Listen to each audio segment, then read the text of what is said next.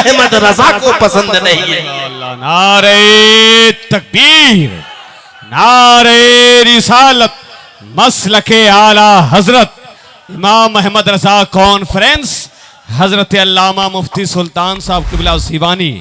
हजरात, एक ज़रूरी ऐलान समाअत करें। इस वक्त हमारे और आपके बीच एक बड़ी खानकाह के अच्छे बुज़ुर्ग यानी सरकार सुरकाही अलैहि रहमा के पहले खलीफा हुजूर हाफिज़ हनीफ शाह अलैहि रहमा, उनके खानकाह के साहिब सज्जादा पीर तरीक़त रहबर राह शरीयत जलीलुल शेख हज़रत अल्लामा मौलाना सूफ़ी आबिद हुसैन साहब क़िबला बवनगावा शरीफ तशरीफ़ ला चुके हैं। ये ऐलान इसलिए मैं कर रहा हूँ इस वक्त ताकि जो लोग जाने वाले थे चले गए, उनके फैज़ से मालामाल होने वाले लोग बैठे हुए हैं। इंशाअल्लाह तशरीफ़। अच्छा ये बताइए, मैं तकरीर करूं, आप लोग बोलिएगा तभी बोलूंगा, और नहीं बोलिएगा तो कुछ नहीं, जब बरेली शरीफ जाऊंगा तब बोलूंगा। क्या बात है। अहमद रजा आम इंसान नहीं। वाह, सुनिएगा, अरे पढ़े नहीं पढ़े पढ़ो की जरूरत का नाम अहमद रजा है। पढ़े पढ़ो की जरूरत का नाम। मगर मार्केट में ऐसे भी हमारी तरह दाढ़ी टोपी वाले मौलवी हैं, जब स्टेज पर आए तो अहमद रजा का नाम लेकर आए, और जब गाड़ी चल गई तो बोल पड़े थोड़ा सा मसलके आला हजरत सख्त है। समझ रहे मेरी बात? अब सुनिए, तो अहमद रजा ने कहा हमें सब पसंद, गौर से सुनिएगा, हमें सब पसंद, मगर जो गुस्ताखे मुस्तफा हो न वो अहमद रजा को पसंद नहीं है। तो जो अहमद रजा को पसंद नहीं हो हमें, अरे बोलिए पसंद होगा? कितने लोग हैं जिन्हें गुस्ताखे मुस्तफा पसंद नहीं है? जरा हाथ उठाएं तो। माशाअल्लाह, किसी को गुस्ताखे मुस्तफा पसंद नहीं है। अब जरा इस बात को अपनी जगह पे रखिएगा। मगर आज खानकाह के कुछ पीर भी ऐसे हैं, जैसे इलाहाबाद में एक साहब सूफी साहब है। अब उनका हाल ये है कि साहब जो भी है सब ठीक है, वहाबियों तुम भी आओ, राफिजियों तुम भी आओ, कादियानियों तुम भी आओ, लेकिन मैं आपको बताना चाहूंगा, अपने बुजुर्गों की जिंदगी का मुताला कीजिए, अपने साहब उलमाए किराम की जिंदगी का मुताला कीजिए। आला हजरत की बारगाह में एक राफिजी आया, साहब लोगों ने कहा हुजूर वो आपसे मिलने के लिए आ रहा है, थोड़ी सी उसे आप तरजीह दे देंगे? आला हजरत ने कहा ऐसा नहीं होगा। राफिजी आया, आने के बाद उसने सलाम किया, हजरत मुड़ गए, फिर सलाम किया, हजरत मुड़ गए, थोड़ी देर बैठा चला गया। जब चला गया तो लोगों ने कहा हुजूर आपने उसके साथ ये इखलाक पेश किया। कहा हमें यही इखलाक सिखलाया गया है, हमें यही इखलाक बताया गया है। हमारा अपना वही है जो रसूलुल्लाह का अपना है, जो रसूलुल्लाह का नहीं होगा वो हमारा नहीं होगा। अब सुनिएगा, आला हजरत साहब, आला हजरत के पीर खाने का नाम मारहेरा शरीफ है। मारहेरा शरीफ के सबसे बड़े बुजुर्ग का नाम हजरत आले रसूल मारहवी है, जिनसे हुजूर आला हजरत मुरीद है। अब साहब उनसे ऊपर भी अकाबरीन पीराने एजाम की कब्रें हैं वहां, लेकिन उस जमाने के जो सबसे बड़े पीर थे आला हजरत के पीर साहब और हजरत बदायूं शरीफ के पीर साहब थे। ये दोनों बुजुर्गाने दीन कहाँ पढ़ते थे? फरंगी महल में पढ़ा करते थे। साहब उस जमाने के उस अजीम बुजुर्ग का नाम हजरत अल्लामा नूरुद्दीन अली रहमा और रिजवान है। साहब वो जमाना था अवध के बादशाह का, हजरत तशरीफ ले जा रहे थे। अवध के बादशाह ने देखा कि हजरत सैयद नूरुद्दीन अली रहमा और रिजवान तशरीफ ला रहे हैं फरंगी महली। तो साहब ये बादशाह का वजीर फौरन अपने हाथी से नीचे उतर गया, मगर था तो राफिजी। अल्लाह अल्लाह, जब नीचे उतरा उसने हजरत को सलाम किया, हजरत ने चेहरा फेर लिया, फिर करीब आया, फिर सलाम किया, फिर चेहरा फेर लिया, फिर करीब आया, फिर सलाम किया, हजरत ने चेहरा फेर लिया। कहा ए नूरुद्दीन तुमने मेरे सलाम का जवाब नहीं दिया है। फरंगी महल के न किसी किसी मर्द के चेहरे पे मैं दाढ़ी रहने दूंगा माज़अल्लाह, न किसी औरत के सर पे बाल रहने दूंगा। हजरत अपनी खानकाह को तशरीफ लेकर के आए, जो ही खानकाह को आए शागिर्दों ने ये बात दिलाई। हजरत बड़े जलाल में आ गए। अल्लाह अल्लाह, साहब जलाल से अजलाल में आकर जो ही अपने हुजरे से बाहर निकले, कहा ए नूरुद्दीन, अगर तूने बेवकूफी न की होती, ये तूने कौन सी बेवकूफी की कि अब तो फरंगी महल के किसी मर्द के चेहरे पे दाढ़ी नहीं रहेगी और औरत के सर पे बाल नहीं रहेगा। चल चल कर जरा बादशाह से मिल ही आते हैं। जो ही हजरत निकले तो साहब आले रसूल मरहरवी ने कहा, हुजूर आप कहाँ जा रहे हैं? और हजरत सैयद फजले रसूल बदायूनी ने कहा, हुजूर कहाँ तशरीफ ले जा रहे हैं? कहा बादशाह से मिल आवत है। कहा कि हुजूर हमें भी लेकर के चला जाए। ये दोनों बुजुर्गाने दीन भी साथ में चल पड़े। अब जरा सुने, ये कोई ये न कहे कि सिर्फ आज जो लोग कहते हैं अहमद रजा का अकीदा नया अकीदा है, सुल्तान रजा कहना चाहेगा नहीं। जो इमाम हुसैन का मसलक है वो बरेली के अहमद रजा का मसलक है। जो इमाम ज़ैनुल आबिदीन का मसलक है वो बरेली के अहमद रजा का मसलक है। जो इमाम मुज्तहिदीन का मसलक है वही बरेली के अहमद रजा का मसलक है। हिंदुस्तान में इल्मे हदीस लाने वालों का जो मसलक है वही बरेली के अहमद रजा का मसलक है। हजरत अल्लामा सैयद नूरुद्दीन फरंगी महली साहब अवध के बादशाह के दरबार में हाजिर होते हैं। जो ही दरवाजे के करीब पहुंचे हैं, साहब फौरन खादिम की नजर पड़ी है। दौड़े दौड़े बादशाह के करीब गया है और जाकर उसने बादशाह से कहा, बादशाह सलामत, आज आप ऐशो इशरत की महफिल सजाए हैं, शराब की बोतलें लगाए हैं, आज आप नौरोज की महफिल सजा रहे हैं और उधर अपनी जमात के अजीम बुजुर्ग हजरत अल्लामा सैयद नूरुद्दीन फरंगी महली आपसे मिलने के लिए आए हैं। बादशाह ने कहा 2 मिनट रोको और फौरन ये सारा शराब अलग करो, शराब का सारे जो भी इंतजाम है सबको जल्दी हटाओ और एक बड़ा बेहतरीन साफ सुथरा तख्त हजरत के लिए ला करके लगाओ। अल्लाह अल्लाह, साहब हजरत के लिए तख्त लगा दिया गया। अब साहब जो बादशाह का वजीर था उसे देख करके परेशानी उसकी बढ़ गई। आज परेशानी इतनी बढ़ गई है, इतने हैरान है, इतने परेशान हो गया कि अब तो हजरत कह देंगे तो हमारी खैरियत नहीं है। मगर हजरत गए और जाकर के बगल में बैठ गए। बादशाह ने कहा हुजूर कैसे आना हुआ? कोई खिदमत? कहा तोरे हुकूमत में रहत है, सोचा कि तुझसे मिल आवे, देखे तुम्हारी क्या खबर खैरियत है। अब तो वजीर ने जब ये शानो शौकत देखी तो क्या दाढ़ी मुड़वाएगा और क्या बाल कटवाएगा। अब तो उसकी हालत खराब थी। बादशाह ने एकदम शाहाना इंतजाम किया। कहा हुजूर कुछ नोश फरमा ले। कहा मेरे 2 शागिर्द बाहर खड़े हैं, जाएं जरा उन्हें भी बोला करके लाएं। हजरत आले रसूल सैयद आले रसूल मरहरवी और सैयद फजले रसूल बदायूनी दोनों बुजुर्गाने दीन तशरीफ ले आए और हजरत ने कहा बस मुलाकात हो गई, हल्का नाश्ता लिया, वापिस आ गए। दोनों शागिर्दों ने पूछा हुजूर क्या बात है? आप चाहते तो आज वजीर की खैरियत नहीं थी। कहा पगले, मुझे वजीर को कुछ बताना नहीं था, वजीर को दिखाना था। अबे तेरी औकात क्या है? तू राफजी है, न तुझसे मेरा राबता कल था न मेरा राबता आज है। अरे जो अल्लाह और उसके रसूल का नहीं है वो जिंदगी में कभी नूरुद्दीन का नहीं हो सकता है। सुल्तान रजा कहना चाहेगा ये आला हजरत के पीर के उस्ताद है जिन्होंने राफजियों की कोई कदर नहीं की। आज का कोई डुप्लीकेट पीर कहे राफजी भी ठीक है, खारजी भी ठीक है, वहाबी भी ठीक है। नहीं साहब, सब ठीक कैसे हो सकते हैं? नबी का कोई गुस्ताख कभी ठीक नहीं हो सकता। तभी तो मेरे इमाम अपनी वसीयतनामे में फरमाते हैं, ऐ लोगों याद रखना तुम रसूलुल्लाह की भोली भेड़े हो और भेड़िए तुम्हारे चारों तरफ लगे हुए हैं। ये भेड़िए राफजी है, कादियानी है, नेचरी है, वहाबी है, देवबंदी है, अहले हदीस है, गांधीवादी है। ये तुम्हारा ईमान लूटने के चक्कर में है। हरगिज अपने ईमान को खतरे में न डालना,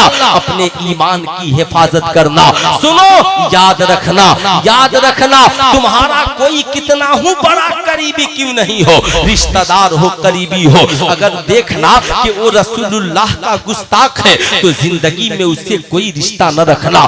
जैसे दूध से मक्खी को निकाल कर फेंक देते हैं, वैसे जिंदगी से उससे रिश्ता तोड़ लेना, वरना याद रखना सूना जंगल रात अंधेरी, छाई बदली काली है, सोने वालों जागते रहियो, चोरों की रखवाली है। आला हजरत फरमाते हैं मैंने जो बातें तुम तक पहुंचाई, जो लोग नहीं हैं उन तक पहुंचा देना, ताकि तुम भी अपने ईमानो अकीदे की हिफाजत करो, वो भी अपने ईमानो अकीदे की हिफाजत करे। साहब ये तो वो जरूरी बातें थी जो आला हजरत से हम तक पहुंची और हमसे आप तक पहुंची। इसलिए कल से न कहना ये कहाँ लिखा है। आला हजरत सिर्फ दावे का नाम नहीं बल्कि इस सदी में दलील का नाम आला हजरत है। अगर कोई पक्का सच्चा साहबे ईमान है, अगर उसे सिर्फ इतना बता दिया जाए आला हजरत ने कहा है तो कहेगा जो रजा ने कह दिया वो हक है। इसलिए कि हजरत अल्लामा मगरिबी अली रहमा व रिजवान साहब अरब की सरजमी पर मौजूद है,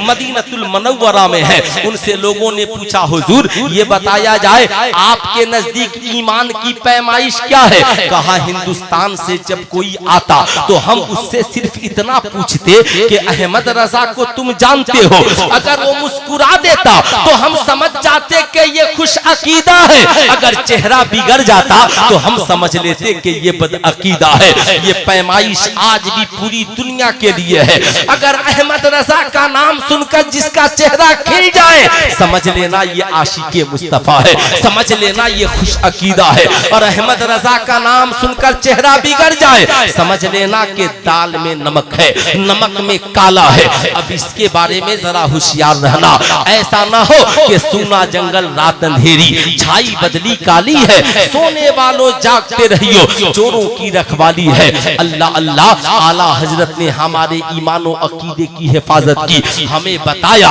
नबी सिर्फ बशर नहीं, नबी नूर भी है।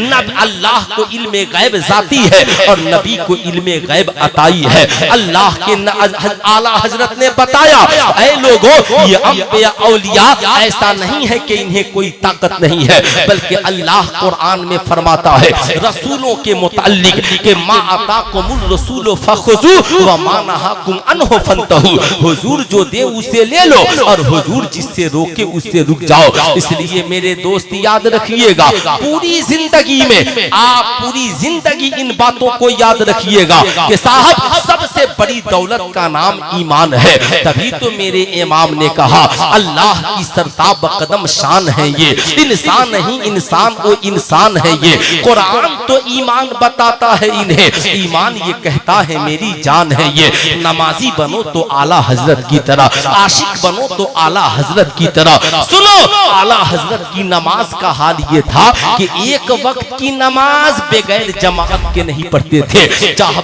ठंडी हो या गर्मी हो। फर्ज नमाज बगैर अमामा शरीफ के नहीं पढ़ते थे। हुजूर ताजुश शरिया का हाल ये था कि सीवान के कुछ लोग हजरत से मुरीद होने के लिए गए। लोगों ने कहा हुजूर मुरीद होने के लिए आए हैं। कहा बाबू जाओ अभी तो ट्रेन से आए हो, तुमने फज्र की नमाज भी नहीं पढ़ी है और मुरीद होने के लिए चले आए। पहले फज्र की नमाज पढ़ो, नमाजी बनो फिर मुरीद हो जाना। ये कौन बोल रहा है? आओ आओ मैं आपको बताना चाहूंगा।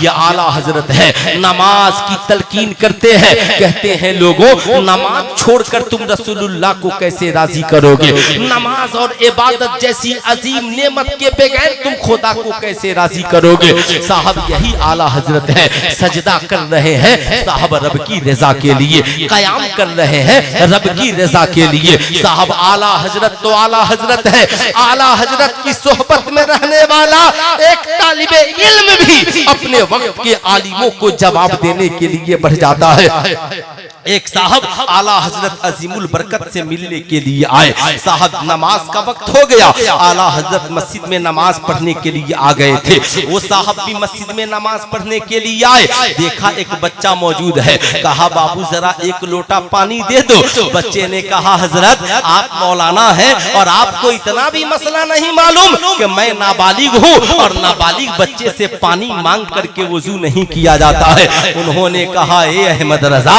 ये तेरा कितना बड़ा कर्म है, जहाँ के बच्चों के इल्म का ये आलम है, वहाँ के अहमद रजा के इल्म का आलम क्या होगा। आप जरा इसका तस्वुर कर सकते हैं, आप जरा इसके बारे में सोच सकते हैं। आला हजरत किसकी जरूरत नहीं है। साहब आइए मैं आपको बताना चाहूंगा, ये साहब वाकया बहुत मशहूर है, सारे लोग बोला करते हैं। जब साहब पूरी दुनिया में दुनिया के साइंटिस्टों ने इस्लामी अकीदे पर हमला किया, कुरान कहता है इन्नल्लाह यमसुकु समावाति वल अर्द, बेशक अल्लाह ने जमीनों आसमान को ठहरा दिया है, वश्शम्सु वल कमरो बेहुस्बान, और अल्लाह ने सूरज और चांद को एक दायरे में चला दिया है। जब अल्बर्ट आइंस्टाइन ने इसके खिलाफ चैलेंज किया और कहा ए लोगों, ऐसा वक्त आने वाला है कि ये तो ऐसा कि सूरज चांद से टकरा जाएगा, चांद सूरज से टकरा जाएगा, सारी दुनिया खत्म हो जाएगी। और उसने चैलेंज किया कि सूरज चांद अपनी जगह पर है और जमीन घूम रही है। आज भी किताबों में यही पढ़ाया जाता है कि सूरज चांद अपनी जगह पर है और जमीन घूम रही है। याद रखिएगा, ये साइंस दानों की तहकीक है और उनका अकीदा है, मगर कुरान कहता है ना ना, बल्कि जमीन और आसमान ठहरे हुए हैं और सूरज और चांद अपने दायरे में घूम रहे हैं। हुजूर मलिकुल उलमा अल्लामा ज़फरुद्दीन बिहारी रहमतुल्लाह अलैह ने खत लिखा अपने पीरो मुर्शिद के पास, अपने उस्ताज़े गिरामी के पास। हुजूर पटना में एक साइंसदान ने हंगामा रच दिया है, रोजाना अखबार में निकल रहा है, फला दिन दुनिया खत्म हो जाएगी, सूरज चांद से टकरा जाएंगे, और वो कहता है कि सूरज चांद ठहरे हुए हैं और जमीन घूमती है। आला हजरत ने किताब लिखी, जब सारी दुनिया के बड़े बड़े अपने आप को आलिम कहने वाले खानकाहों के लोग, मदारिस के लोग खामोश थे और कुरान की आयत पर और कुरानी अकीदे पर हमला हो रहा था, उस वक्त अगर किसी ने कलम उठाया तो बरेली से अहमद रजा ने कलम उठाया और किताब लिखी अल फौजुल मुबीन दर्रते हरकते जमीन। मैं आपसे कहना चाहूंगा, कहा ये लोगों तुम्हें पता है कौन कहता है कि जमीन घूमती है। इन्नल्लाह यमसुकु समावाति वल अर्द, बेशक अल्लाह ने जमीनों आसमान को ठहरा दिया है, वश्शम्सु वल कमरो बेहुस्बान, और सूरज और चांद को एक दायरे में चला दिया है। जिस सूरज और चांद को खुदा ने चला दिया है उसे दुनिया की कोई ताकत टकरा नहीं सकती है। जब तक खुदा की मर्जी नहीं हो तो इन साइंसदानों के कहने से कुछ होने वाला नहीं है। तुम बेफिक्र रहो और बताओ, अगर जमीन घूमती है तो तुम एक ईंट ले लो और आसमान की जानिब फेंको जहां खड़े हो वहां से। अगर जमीन घूमेगी तो ईंट जहां फेंकोगे वहां नहीं गिरेगी बल्कि दूसरी जगह पे जाकर के गिरेगी। अल्लाह अल्लाह। फिर आला हजरत तहकीक पेश करते हैं, एक बड़े टब में पानी ले लो, दुनिया में 3 हिस्सा पानी है और 1 हिस्सा मिट्टी है, 3 हिस्सा पानी और 1 हिस्सा मिट्टी डालो और मिट्टी को घुमाते जाओ, मिट्टी खत्म हो जाएगी। अगर जमीन घूमती होती तो अब तक जमीन खत्म हो गई होती, कोई इंसान नहीं बचा होता। आला हजरत ने जब चैलेंज किया तो अल्बर्ट आइंस्टाइन से लेकर आज तक दुनिया में कोई ऐसा साइंसदान जन्म नहीं लिया जिसने आला हजरत की इस किताब का जवाब लिखा। आज तक किसी ने जन्म नहीं लिया। जानते हैं जब ये साहब ये अल्ट्रासाउंड मशीन आई, अल्ट्रासाउंड मशीन, तो साइंटिस्टों ने इस्लाम के खिलाफ किताब लिखी। कहा आप कहते हो कि माँ के पेट में जो है ये खुदा सिर्फ जानता है, लेकिन हमने तो ऐसी मशीन बना ली है कि हम बता देंगे माँ के पेट में क्या है। आला हजरत अजीमुल बरकत ने इसके रद में किताब लिखी और कहा दुनिया को जो भी इल्म मिलता है ये खुदा से मिलता है। याद रखिएगा खूब गौर से, आला हजरत हम सब की जरूरत का नाम है। अगर आला हजरत ना होते तो आज माज़ल्ला हम नबी को अपनी तरह कहते होते। आला हजरत ना होते तो आज हम नबी के इल्मे गैब पर हमला आवर होते। आला हजरत का कलम नहीं उठा होता तो आज हमारे माँ बाप का 40वां और चहल्लुम नहीं होता। इसलिए मेरे दोस्त आला हजरत से जुड़ कर रहिए, आला हजरत के करीब रहिए। साहब जब कोई हाजी हज करने के लिए जाता और शहरे बरेली में वापिस आता और हजरत से मिलने के लिए जाता, लोग कहते हुजूर ये हाजी साहब है, हज करके आए हैं। तो आला हजरत का पहला सवाल होता, हाजी साहब हज करने गए थे तो सरकार के रोजे पे गए थे कि नहीं?